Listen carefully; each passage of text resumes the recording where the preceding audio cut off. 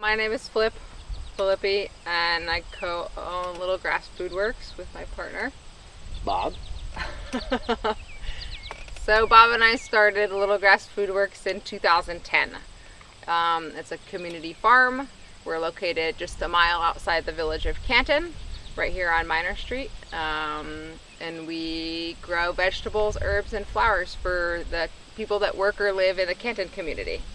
The model that we use is community supported agriculture. That would be the term folks are most common with, and our particular take on it continues to evolve. This is the 12th year in this location. I've been involved with CSA for over 3 decades now, and we continue to tweak the model and adapt it to meet the needs of the day, and really where the consumers are and where we're trying to take them. We have 2 types of shares. One we call the free choice share, and that's the type of share that is for fresh eating throughout the season, which is May to October for us.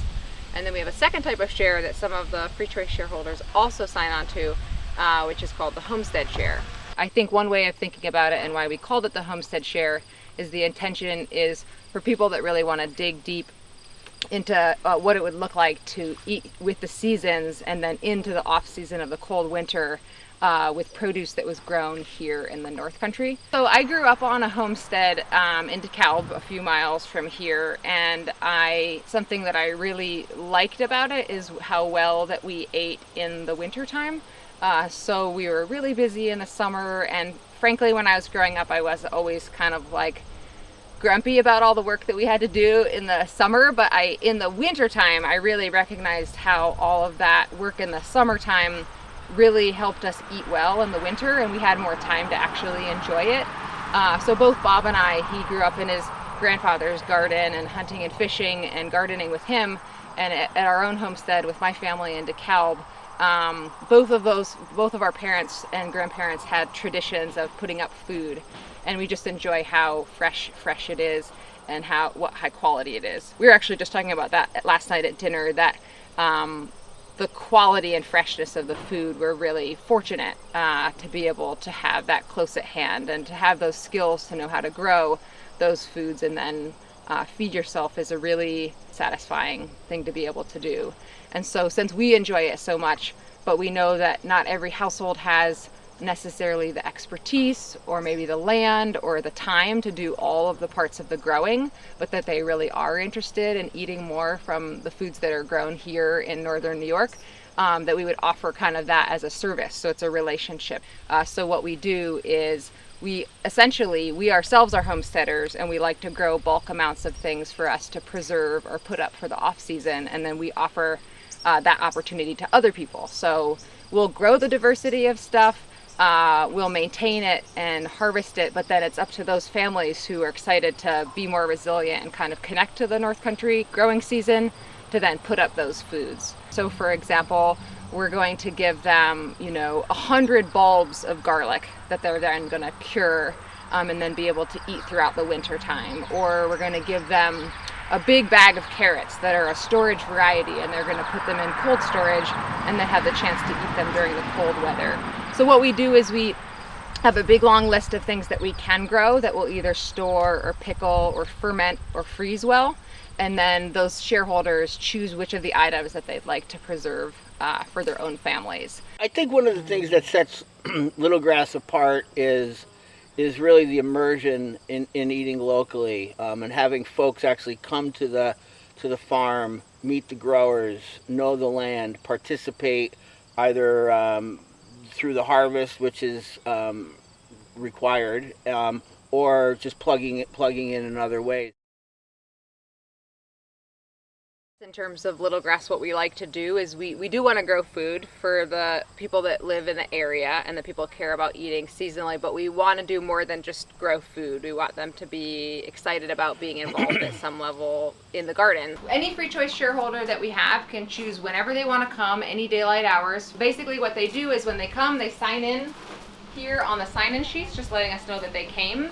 Then they have the opportunity to use any of the harvest tools or equipment, whether it's knives and scissors or harvest baskets, or salad spinners to spin their greens.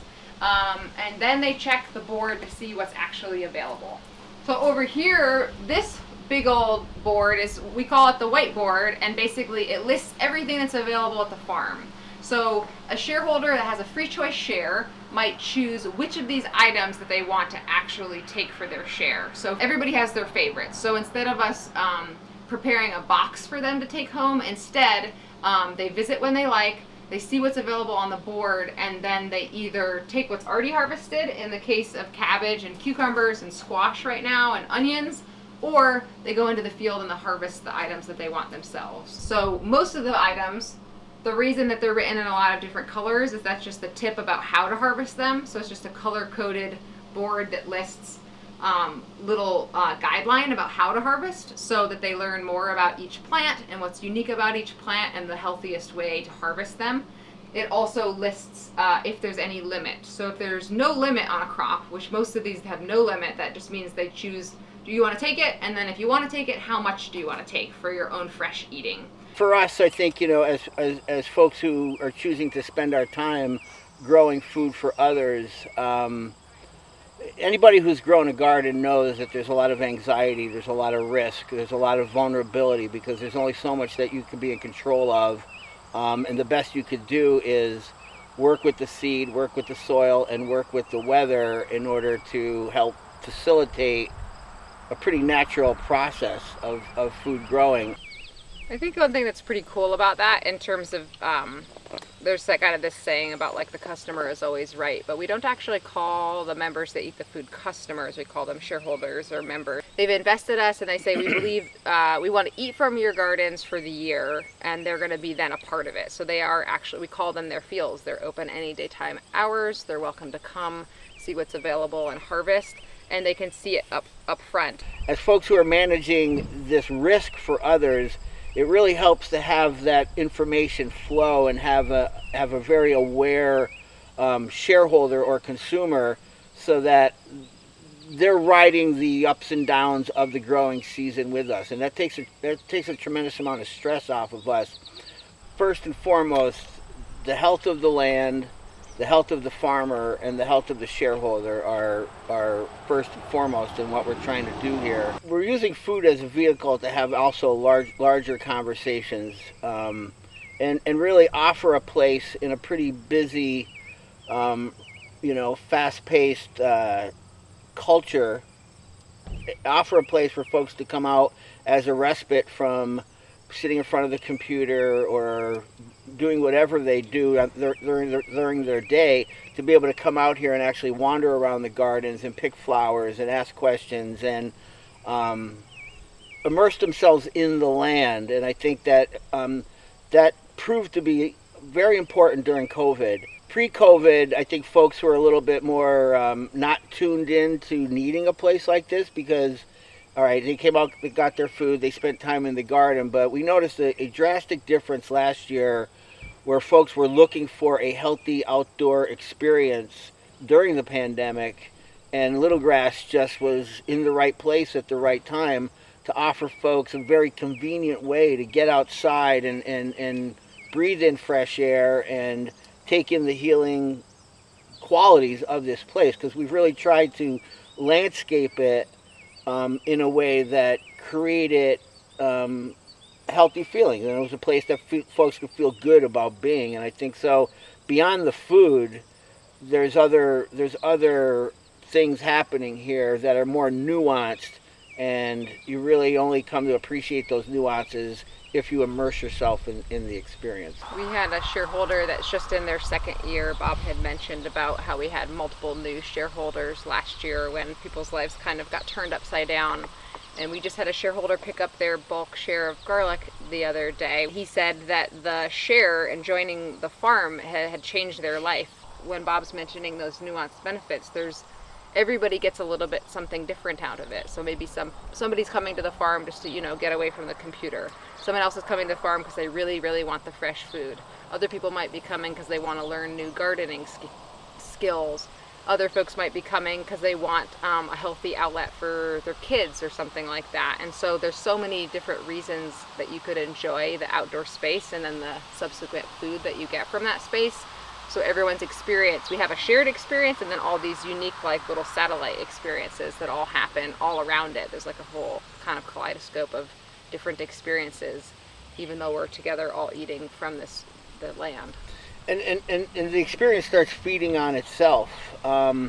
Shareholders interacting with each other in the garden and learning from each other. So education is a huge part of what we do here. We work closely with St. Lawrence and the other schools and serve as an adjunct lab as a backdrop. That's been something that's been really fulfilling for us to be able to provide that backdrop for younger folks who are just learning things theoretically, to have a place to practically apply them and then have a discussion on whatever their chosen subject is. So my name's G.H. Warawinski. I got involved with littleGrasse when I first met Bob. We both used to be on the ski team. I first came out and volunteered at a onion day, planting onions in April, and then just kind of ever since then kept coming out. And during my time at St. Lawrence University, I spent my sophomore, junior, and senior falls and springs coming out here to help with planting and harvesting and with anything else I could do. I've also had the opportunity to do a lot of woodworking here, which is a passion of mine. So I got to build a pergola here as one of the very first projects I did. Growing up, my mother always had a perennial flower garden, and then we had some raised beds at one point, and we did bunch of tomatoes, but I was never really around agriculture in the same sense and the variety and diversity that we're growing here. So a lot of it was new to me when I first started. And other than just how exactly you do plant things and the steps involved with planting, one of the biggest things I've learned is the order in which you do things and when you choose to do things is extremely important for the efficiency of the farm. And it's really important to pay attention and notice when something needs to be watered or when something needs to be weeded or something needs to have the row cover taken off, because all those little timing changes and how we do those timing changes and when we choose to do that really affects how well things grow and how well they'll produce. And so I've kind of learned that it's really important to keep track of those small things, because a small thing can very quickly turn into a big problem if you don't fix it when it can be fixed. So we have a lot more involvement with the community, and that's kind of one of the things I love, is that every day we're talking to shareholders, having conversations about things completely different from the farm and our lives and their lives, and it's a really great experience. That's one of my favorite parts about working here, I would say. So as far as varieties go, we're constantly experimenting. We've found a number of varieties that are very reliable, that are our go-tos every year. We're constantly experimenting. We grow as many open pollinated things as we can so that we're in a position to save our own seed. Not all of our own seed, and honestly it wouldn't be real practical for us, but we do save a considerable amount of our own seed and continue to expand every year on what we save from. So in terms of our land practice or the way that we think about things, so our goals are not just to grow food for the households that sign up for the share, but also to take good care of the soil that's here and take good care of the people that are actually doing the work of creating and maintaining that food that's available for our shareholders. So it probably is more of a subsistence model, because while we use mechanization for certain aspects, there's a lot of parts that we will do by hand, and there's also it is more at a human scale. It's more important for us to grow a healthy diversity of food and take care of the land than it is to grow the most food. So instead we think about like what grows well here, what do people like to eat, what stores well for the off season, how can we stagger the plantings. So we're asking maybe different questions than just like, what could we put in that would get the most money per acre, which is, we think about, what grows better or worse, but we're not just thinking like what's going to get us the most money, because that is how you get to the point where then maybe you're not paying attention to the land if you're just growing one crop year after year after year. It is really more human scale. We eat from here via human scale, and so the fact that it's human scale changes the vibe of the landscape. It also changes because of the techniques that we use, and you'll notice that most everything that we have planted here is planted and managed in a way that information is transferable, whether you're just doing it for yourself or you're doing it for 100 and some people like we're doing here. So the actual practical planting end of it, the seeds are still being put in one at a time by hand, or the transplants are still being put in by hand. So it doesn't matter if the people here who are learning with us are only ever going to plant one tomato plant. They're the fact that we grow 500 tomato plants doesn't matter because we're planting them the same way. And so we're teaching folks how to grow their own food while we're growing food for well over 100 people. So the transfer of information is critically important to what we do, and it's part of our mission, because we're not in this to grow food, to sell food, to make money. It's really the more nuanced benefits, and we're using food in the gardens as a way to try to explore all these other areas. Something I think that we really get a lot of joy out of is seeing families use like the skills and things that they learned here and then apply them elsewhere. And it's really exciting to actually get them to see the process and be able to then do something even on their own, whether they're shareholders or not. So we had a family that moved to the area for a job, a couple. They loved the gardens, they loved being in the flowers, they really enjoyed the fresh vegetables, but then they moved away. So they live in the Adirondacks now, and they started a garden, and we talked to them on the phone like a month or so ago, and she said, like, every time I'm out in the garden, we use things that we learned at littleGrasse, whether it's planting or weeding or how to preserve something. Or making dishes. She said we use that, so that experience of being shareholders for the 3 years kind of lives beyond. So we actually just agreed this next week they're actually getting married, and she said one of my favorite things is actually the flowers at littleGrasse and wandering in the gardens and being able to harvest flowers there in addition to my vegetables and herbs. And so she asked would we be able to grow flowers for her wedding, and we said, well, we're not really wedding florists or commercial florists in any way. And she said, I don't care about any of that commercial stuff. I just know I like the flowers. I know how it made me feel being in those flower gardens. They don't need to be the perfect, commercial flowers right from the cooler at the florist. She just knows she loves them, and she loves that connection back to the farm. I don't think folks realize when they sign up for littleGrasse that that's what they're getting. But I think the longer you stick around, the more that becomes evident.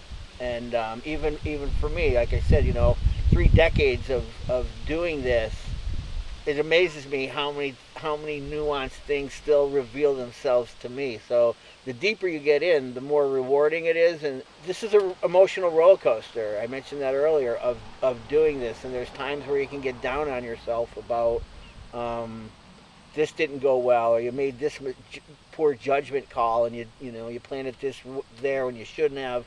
Just whatever it is, you can get pretty down. And but then out of nowhere, these messages come, and that this greater connection that's happening because of what we've created here really says, okay, just get through this little low spot, because you know what, the work you're doing has ripple effects throughout people's lives, and it's those ripple effects when they come back to us really validates the hard work and important work that we're doing. Something I think that's pretty neat about the garden is it's a reflection of a lot of different things. It's exciting to grow foods that grow well really here, and they're kind of a no-brainer, like a cabbage or something like that, or greens or spinach, which are really popular, but also try to kind of extend a little bit and experiment, like Bob was saying, with other crops that might be important to people, or provide more diversity in our diets and things like that. And certainly with the example of bok choy, I would say, or even Chinese cabbage, those are crops that shareholders have mentioned, are important to them, and the foods that they like to make. And then we realized, hey, yeah, we could diversify the plantings more, and we could plant more of these crops. So we planted, the biggest bok choy planting that we've ever had last fall, and it was very popular. And we realized that we wanted to plant more of that. And so that's why, like Bob said, the gardens look a little bit different every year, because it's kind of a combination of so many factors. What will grow well, what we want to have for the homestead share, what somebody mentioned that they might really like. We have a new shareholder that said she is of German descendants, and she said just one of her very favorite things is kohlrabi, which for many people around here might not be a very common vegetable, but it is also in the brassica family, so it grows pretty reliably here. And so then that's a chance to both connect with this shareholder that's excited about kohlrabi, but then introduce a bunch of new people that maybe haven't had it before, but say, hey, this is a crop that's grows pretty well here. It's juicy and crisp. You can eat it raw or cooked. And so we have both connecting to something that's important to a shareholder, but also the educational component of saying, hey, check this out, give it a try. Our view of what is possible is really skewed by the 24/7, 365 supermarket experience, where you can go in and get anything you want, any day or time of the night, from any part of the world practically. And that just is not sustainable.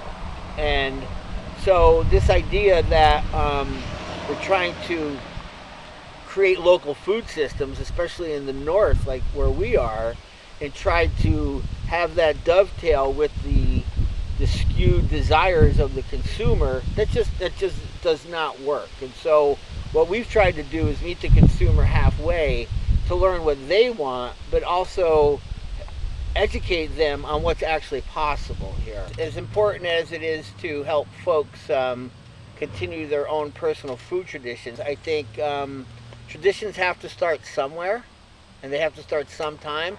I'm pleased to say that I think we're creating new food traditions out of these gardens. Folks who really didn't think about food in a traditional sense, and maybe didn't have that familiar experience with it, that food was a key part of what they did.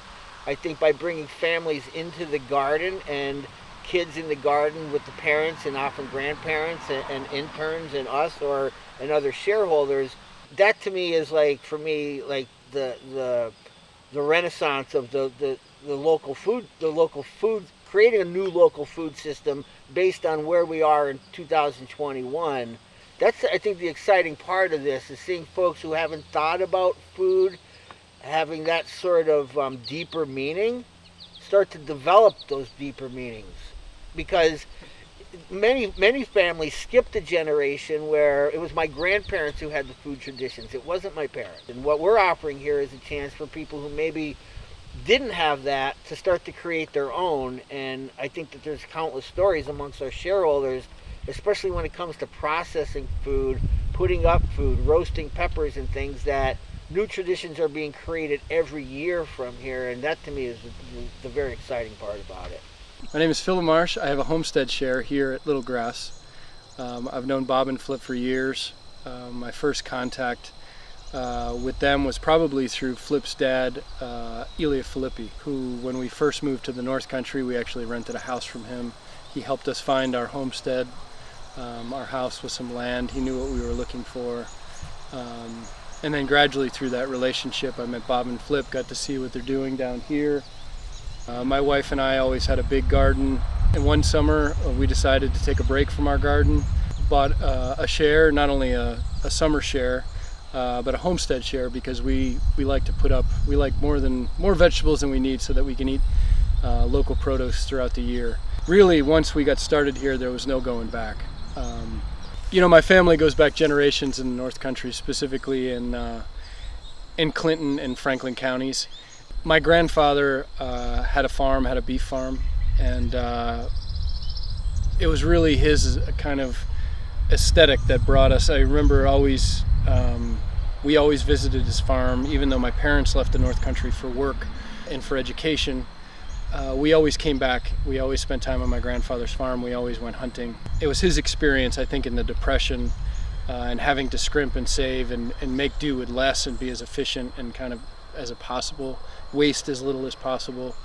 And then it was also his experience, I think, in World War II.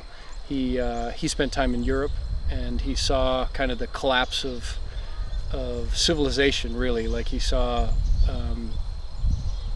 what happens when the food chain, when the human food chain kind of falls apart, and he saw people struggling to feed themselves. And I think that had a profound effect on him when he came back to the United States. And he taught us, and I remember him saying quite frequently, like, you have to know how to feed yourself on some level, because you can't count on, you can't always count. Things happen. And so we knew how to process our own game. We knew how to put up food. I remember very early on, like my grandmother, canning vegetables, my mother canning vegetables, canning tomatoes, canning plum jam. They had a plum tree in the front yard, and they always made plum jam. My mother always made enough raspberry jam to see the family through the entire year. I think first and foremost, the goal with my kid, I always wanted them to know where their food came from, and where their food comes from. And not just fruit, vegetables, but, the meat that they eat, if they choose to eat meat, where that comes from and what the process is that brings that to the table. And I really think beyond that, there is this idea of instilling the same lesson that my grandfather taught me, that these are some skills.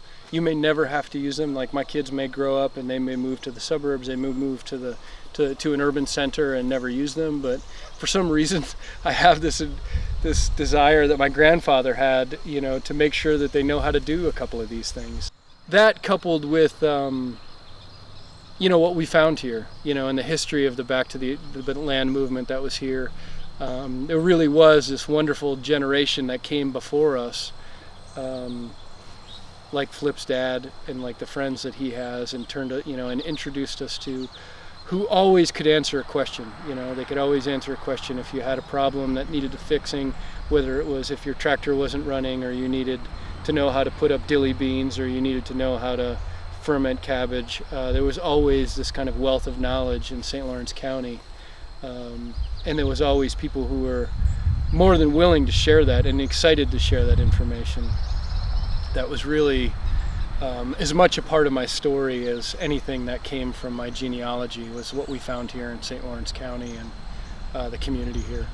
There's so many traditions that happen with clusters of people where they did things together, and they've done it in groups because it takes a lot of labor, but when you do it together, there's just like a really fun satisfaction in doing that. And now we live in a lot of nuclear families that are maybe a little bit more isolated. So then when you say, oh, okay, I want to preserve more of my food, it does feel a lot more like work, because you can't just call on your cousin or your mother or your neighbors who are also doing this, care about those same types of things, to then come to do it together and reduce the labor. But at littleGrasse, for over a decade, for our homestead share, we invite, when we have a good cabbage harvest, we invite all the homestead shareholders, and we say, if you're interested in preserving sauerkraut, which once you ferment it will last for months and months and months throughout the winter, let's do it together. And it's a really fun community event. It's really just great to do it together, and it's just a kind of way to recreate those working bees, honestly, to some degree, that were common in communities and cultures throughout the world. Essential throughout the world, and that we've gotten a bit away from it in what I guess would be considered a modern culture, and sort of bringing back that joy in the group activity towards a task, and not just thinking of it as work. There are some neat kind of community or group or community events that we've been able to develop over the years of littleGrasse that kind of reflect the importance to us of not just growing a lot of food or calories or making a lot of money, which those things are, I would say, less relevant than actually connecting with the people that live around here and doing well by the soil. So we have a Swap It community trade each year. So in the fall, essentially anything that you grew, made, or created, you bring to the farm. Everyone just brings it. They get to set up their own little table, and then you wander around and see what everyone brought and ask questions about it, and then the swapping starts. That's now a 10-year tradition here? Yeah, we've been doing it for over a decade, and it goes beyond our shareholders. So, many of our members come, but then also just other people in the community look forward to it. My favorite cutting boards actually came from the swap, and we've got some really awesome potted plants and homemade pottery and just some really cool things that someone else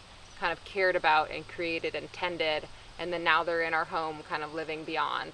A concept of farms of yesterday, today, and tomorrow. And I think that's one of the things that we offer for folks as a connection to their past, obviously a connection to the present when they're here, but also creating the traditions of tomorrow and being forward thinking about all of this, because we live in a fast-paced, ever-changing world, and that how we interact with these key issues like feeding ourselves or clothing ourselves or housing ourselves and how we get around are terribly important. And so even though we've been a farm since 2010, it all doesn't just happen overnight. So we work year after year to make new improvements and to make it a more welcoming space or a more effective space for what we're trying to do. So one year we might build this grape pergola that we're sitting under as like a hangout space for shareholders.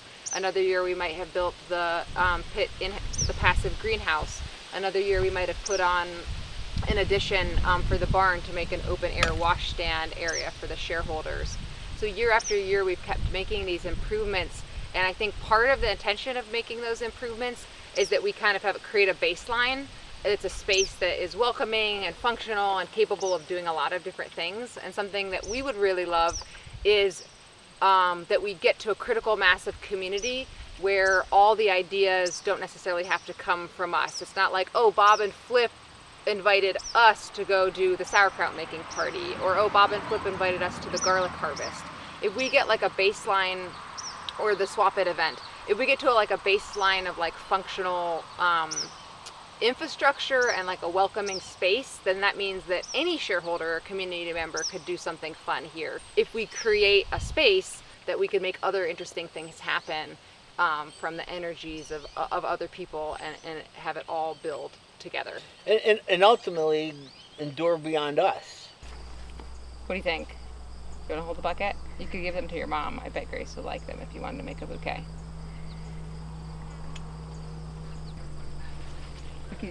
What if I stand near you and I'm holding the bucket? These are all the flowers that we picked today.